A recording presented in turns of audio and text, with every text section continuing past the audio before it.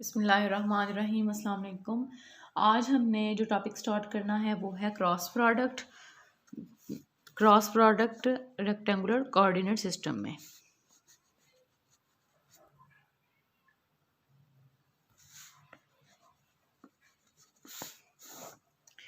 अब cross product क्या होता है?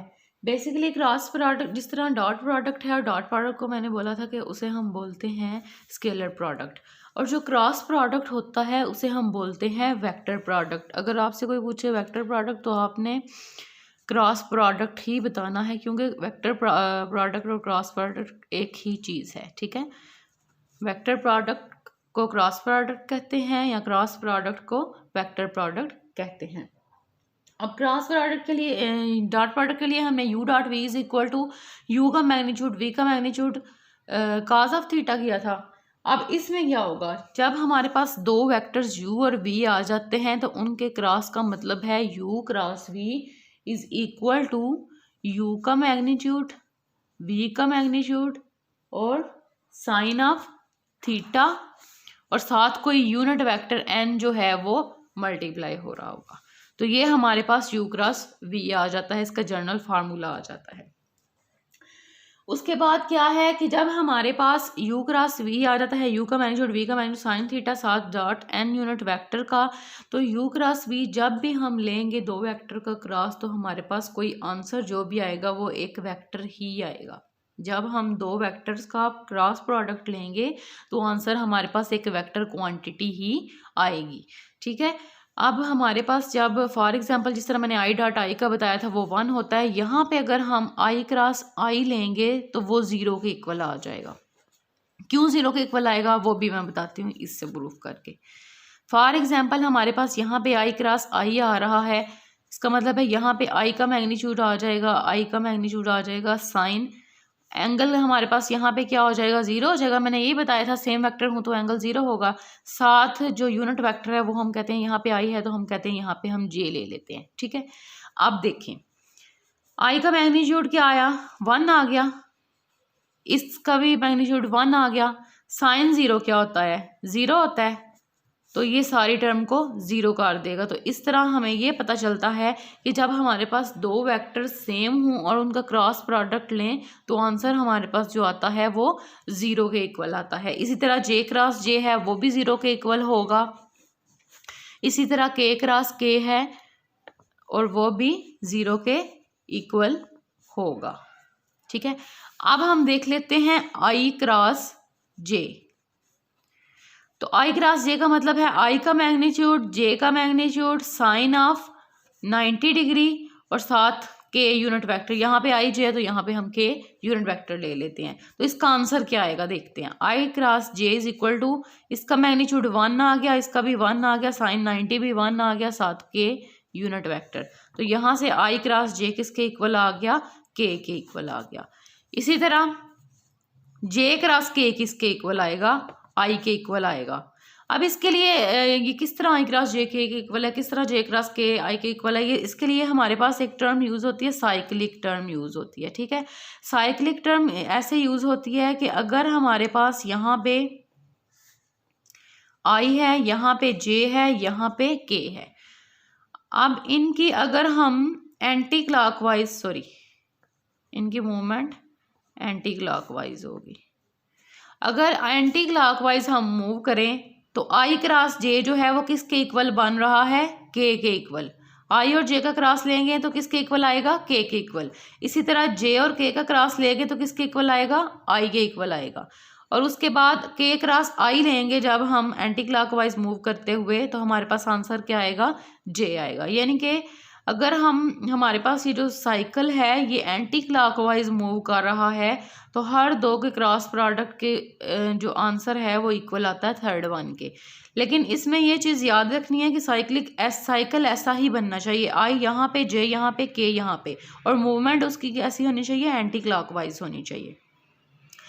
अब अगर हम क्लॉकवाइज इसकी मूवमेंट करेंगे तब आंसर किस तरह हमारे पास आएगा, जब हमारे पास एंटी क्लॉकवाइज होगा तो तब सारी टर्म्स पॉजिटिव आएंगी, जब क्लॉकवाइज होगा तो तब हमारे पास क्या टर्म्स जो है वो नेगेटिव आएंगी। आप देख लेते हैं यहाँ से, अगर जे क्रॉस आई करेंगे तो एंड क्लॉकवाइज मूव कर रहा है, जे क्रॉस आई इस साइड पे क्लॉकवाइज मूव करे तो आंसर क्या आता है के, लेकिन आएगा माइनस के, क्योंकि हमारे पास ये मूवमेंट हो जाएगी क्लॉकवाइज। तो क्लॉकवाइज मूवमेंट में अगर हम ले रहे हैं जे क्रॉस आई तो इसका आंसर आएगा माइनस के इक्वल। इसी तरह के क्रॉस जे अगर हम लेंगे तो इसका आंसर आएगा माइनस आई, क्योंकि ये क्लॉकवाइज कर रहे हैं। मैंने बताया है कि इसको हम एंटी क्लॉकवाइज लेंगे तब वो पॉजिटिव आंसर देगा। उसके बाद अगर हम जे क्रॉस आई हो गया, के क्रॉस जे हो गया और के क्रॉस आई क्रॉस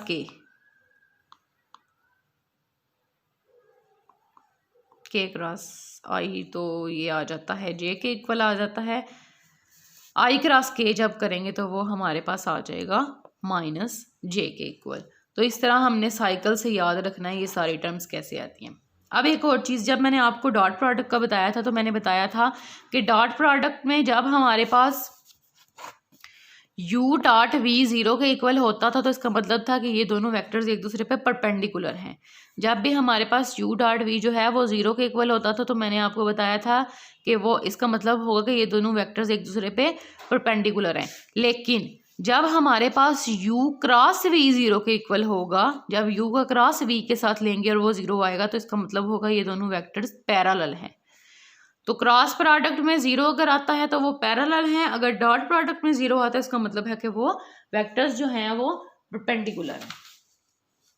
उसके बाद इसकी भी कुछ प्रॉपर्टीज हैं, मैं आपको नोट सेंड करूंगी, वहां से आप देख लीजिएगा। उसके बाद आपको मैं क्रॉस प्रोडक्ट फाइंड करने का तरीका सिखा देती हूँ, उसके बाद आप क्वेश्चन इजीली सॉल्व कर सकोगे। जब हमारे पास आ जाए u क्रॉस v तो इसका मतलब है कि हमने डिटर्मिनेंट लेना है, यहाँ पे आई जे के लिखना है, यहाँ पे u वाली वैल्यूज़ लिखनी है u1 u2 u3, यहाँ पे v1 v2 v3, यानी कि जो i का कंपोनेंट होगा वो i वाले में, जो j का कंपोनेंट होगा वो j में, जो k वाला कंपोनेंट होगा वो k के नीचे लिख देना है। और इधर ये चीज़ आप लोगों ने ध्यान रखनी है कि मैंने जब बताया था डॉट प्रोडक्ट का तो मैंने कहा था u डॉट v इक्वल होता है v डॉट u के, कम्यूटेटिव प्रॉपर्टी वहाँ पे होल्ड करती थी, लेकिन क्रॉस प्रोडक्ट में कम्यूटेटिव प्रॉपर्टी होल्ड नहीं करती। क्रॉस प्रोडक्ट में अगर u क्रॉस v लेते हो, जैसे मैंने i क्रॉस j बताया है और उसको उल्ट करके, तो ये आ जाता है माइनस v क्रॉस u के, ठीक है। तो जब हमने u क्रॉस v लेना है तो ये आंसर आएगा माइनस v क्रॉस u। इसमें कम्यूटेटिव प्रॉपर्टी होल्ड नहीं करती, इसमें माइनस साइन आता है, ठीक है। तो जब u क्रॉस v यहाँ पे लिखा हो तो आपने हमेशा यहाँ पे फर्स्ट जो रो में वैल्यूज़ लिखनी है आई जे के बाद जो सेकंड रो में वैल्यूज़ लिखनी है वो u वाली, और जो नीचे थर्ड रो में लिखनी है वो v वाली वैल्यूज़ आप लोगों ने लिखनी है। ये चीज़ आप लोगों ने माइंड में रखनी है। लेकिन अगर हमारे पास 3 वेक्टर्स आ जाते हैं और स्केलर ट्रिपल प्रोडक्ट आ जाता है, यहाँ वेक्टर ट्रिपल प्रोडक्ट आ जाता है, फिर आपने क्या करना है। अगर आ जाता है u dot v cross w आ जाता है तो ये भी क्रॉस प्रोडक्ट है। इसको लिखने का क्या तरीका होगा, आपको आई जे के लिखने की ज़रूरत ही नहीं पड़नी। आपने u वाली वैल्यूज़ फर्स्ट रो में लिख देनी है, u पहले नंबर पे लिखा हुआ है ना, u वाली वैल्यूज़ फर्स्ट रो में, फिर उसके बाद v है तो v वाली वैल्यूज़ सेकंड रो में, और w है तो w वाली वैल्यूज़ थर्ड रो में।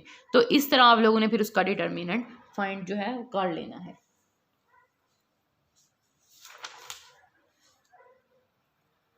उसके बाद जब आपको बोला जाए क्रॉस प्रोडक्ट में कि आप जो है यूनिट नॉर्मल फाइंड करें, यूनिट नॉर्मल कौन सा, जो मैंने आपको जब फार्मूला लिखवाया तो मैंने बताया है u cross v is equal to u का मैग्नीट्यूड v का मैग्नीट्यूड साइन थीटा और डॉट जो है वो n यूनिट वेक्टर है। तो ये जो यूनिट, इसे यूनिट नॉर्मल बोलते हैं। तो अगर ये फाइंड करना हो n तो फिर हमारे पास फार्मूला इसके लिए आप लिख लें, n इक्वल होगा क्रॉस प्रोडक्ट में u cross v divided by u cross v का मैग्नीट्यूड। तो ये हमारे पास यूनिट नॉर्मल का फार्मूला आ जाता है।